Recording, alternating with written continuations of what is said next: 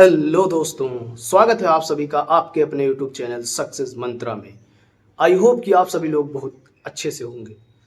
तो दोस्तों, जैसा कि आप सभी को पता है कि सर रतन टाटा अब इस दुनिया में नहीं रहे। एक दिन सबको मरना है। ये एक बहुत ही कड़वा सच है। मरना तो सबको है और लाखों लोग मरते हैं एक दिन में। लेकिन कुछ ऐसे लोग होते हैं जिनके मरने पर बहुत अफसोस होता है, दिल में बहुत दुख होता है। उन्हीं में से एक हैं सर रतन टाटा। उन्होंने हमारे देश के लिए क्या कुछ नहीं किया। उन्होंने यू नो एक ऐसी कंपनी बनाई जिससे लाखों करोड़ों लोगों को रोजगार मिलता है, जिसमें Tata Tata group, Tata consultancy, Tata 1mg, ऐसे कितने सारे ब्रांड्स हैं टाटा के, सब ब्रांड्स हैं टाटा के। और वो महान बोला जाता है। उनकी कुछ ऐसी कुछ ऐसी बातें मैं आपको बताऊंगा जिससे आपको भी आप भी कहेंगे कि हाँ, वो एक केवल एक बहुत बड़े बिजनेसमैन ही नहीं थे, एक बहुत ही ज़्यादा अच्छे और एक बहुत ही बेहतरीन इंसान थे।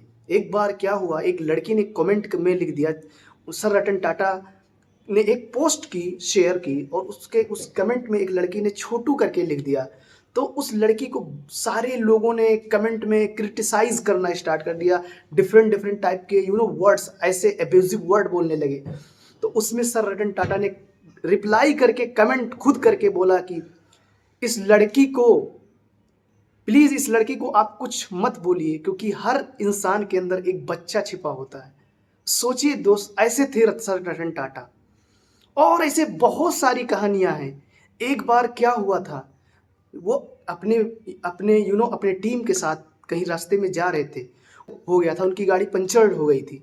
तो सब लोग, जितने सारे उनके लीग से थे, सब चले गए थे, भाई चाय पीने चलो, भाई चाय पीते हैं। लेकिन सर रतन टाटा एक ऐसे इंसान थे, जो ड्राइवर था ना, जो वो गाड़ी का पंचर बना रहा था, उसके साथ वो उसकी हेल्प कर रहे थे। ऐसे इंसान थे हमारे सर रतन टाटा। और जब ताज होटल में जब ताज होटल में आतंकवादियों ने हमला किया था, जितने लोगों की मौत हुई थी, जितने एम्प्लॉयज की, उसमें सर रतन टाटा ने सबकी फैमिली का जिम्मेदारी खुद लिया था। और उनकी लाइफ टाइम उन सारी फैमिलीज को उन्होंने लाइफ टाइम के लिए उनको महीने के हिसाब से सैलरी दिया। अभी भी कितने ऐसे लोग हैं जो जिनको सैलरी मिल रही होगी टाटा ग्रुप के कंपनी के थ्रू। और वहां के रास्ते से जितने लोग जा रहे थे, सोचिए, उनको तो सर रतन टाटा सर जानते भी नहीं थे, लेकिन उनको उनके लिए भी, उनकी भी जो वहां पे भी जितने लोगों की मौत हुई थी, उनके लिए भी सर रतन टाटा ने लाइफ टाइम उनके घर वालों को यू नो महीना भत्ता दिया। और अभी भी कितने सारे लोग हैं जो जिनको मिल रहा होगा। तो ऐसे थे हमारे सर रतन टाटा। और उनकी कंपनी केवल हमारे देश में ही नहीं, विदेशों में उनका नाम था भाई। उनका जो स्टील था, टाटा का लोहा, टाटा का स्टील बुर्ज खलीफा में लगा हुआ है, आप सर्च कर कर देख सकते हैं। सर रतन टाटा की जो जितने सारे ब्रांड्स हैं, उनकी सेफ्टी रेट आप चेक कर सकते हैं, नंबर 1 पे है। किसी भी ब्रांड की सेफ्टी रेट इतनी नहीं जितनी सर रतन टाटा की, टाटा कंपनी की जो कार की सेफ्टी रेट है। और एक बार क्या हुआ था सर रतन टाटा के साथ, एक बार ऐसी भी कंडीशन आई थी जब उनके साथ डाउनफॉल स्टार्ट हुआ था, जब उनके कंपनी में बहुत सारा लॉस हो गया था। तो उन्होंने अपनी कंपनी को बेचनी चाहिए। एक कंपनी थी, अभी भी बहुत अच्छी कंपनी है, फोर्ड।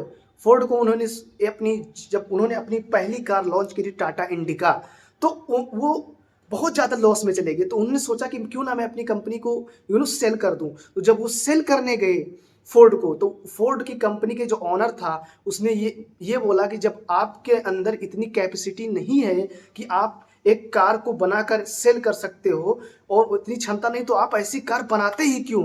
और ये बात जो है सर रतन टाटा के दिल पर लग गई। और सर रतन टाटा ने फिर वहां से वापस मुंह मोड़ लिया और बेचा नहीं अपनी कंपनी को। और वहां से उन्होंने लगातार मेहनत की, और उसके बाद 10 साल के बाद गए उसी फोर्ड कंपनी में, उसी फोर्ड कंपनी के एक बहुत ही ब्रांडेड फेरारी को उन्होंने खरीदा, और उसके बहुत सारे ब्रांड को उन्होंने खरीदा। तो ऐसे थे हमारे सर रतन टाटा। वैसे तो सीखने के लिए बहुत कुछ है सर रतन टाटा से, लेकिन दोस्तों, उनके लिए मैं कितना भी बोल दूं, कुछ भी बोल दूं, तो शायद मेरे शब्द कम पड़ जाएं। तो आज मैं ऐसे ऐसे इंसान को मैं अपने तहे दिल से सलाम करता हूँ।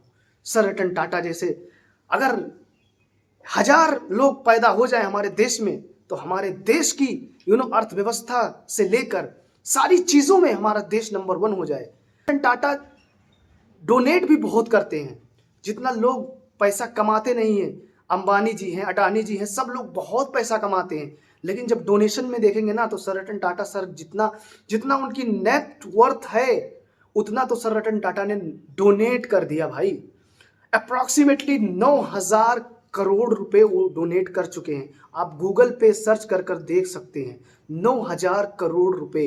और वो डोनेशन कहाँ पे है? एजुकेशन में है, हेल्थ केयर में है, और समाज से रिलेटेड है। यानी कोई कहीं ऐसे ही नहीं, ऐसा डोनेशन नहीं किया, किसी आश्रम में नहीं किया, किसी किसी मंदिर में नहीं किया, किसी मस्जिद में नहीं किया। अपने देश की अर्थव्यवस्था के लिए, अपने देश के अच्छे एजुकेशन के लिए, अपने देश के हेल्थ केयर के लिए उन्होंने डोनेट किया है भाई।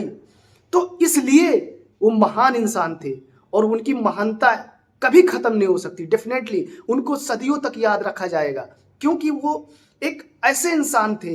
अब सोचिए, वो एक ऐसे इंसान थे, कोई ऐसा बंदा होगा जिसकी श्रद्धांजलि, जिसका अंतिम संस्कार सारे धर्मों के लोग करे। उनका अंतिम संस्कार हिंदू मजहब के अकॉर्डिंग भी हुआ, क्रिश्चियन मजहब के अकॉर्डिंग भी हुआ, और मुस्लिम धर्म के अकॉर्डिंग भी हुआ, क्योंकि वो पूरे देश के थे। वो एक इंडिया थे, अपने आप में एक हिंदुस्तान थे सर रतन टाटा। इसलिए उनको श्रद्धांजलि देने के लिए सारे धर्मों के लोग उनको पहली बात तो कोई सर रतन टाटा को कोई दिल से बुरा कह ही नहीं सकता। सर रतन टाटा के ऐसे इंसान थे, एक ऐसे इंसान थे जिनकी लोकप्रियता सारे भारतीयों के दिलों में थी, और वो है, और वो इन फ्यूचर हमेशा रहेगी। और इसीलिए सारे भारतीय उनको चाहते थे। न कोई मजहब का वहाँ पे बैरियर था, न कोई धर्म का, न जाति का, न पात का। इसीलिए सारे धर्मों के अकॉर्डिंग उनकी उनको अंतिम विदाई दी गई। तो दोस्तों, हम सलाम करते हैं ऐसे देशभक्त को, और दुआ करते हैं कि उनकी आत्मा को शांति मिले, और मिलते हैं नेक्स्ट वीडियो में। तब तक के लिए थैंक यू, धन्यवाद।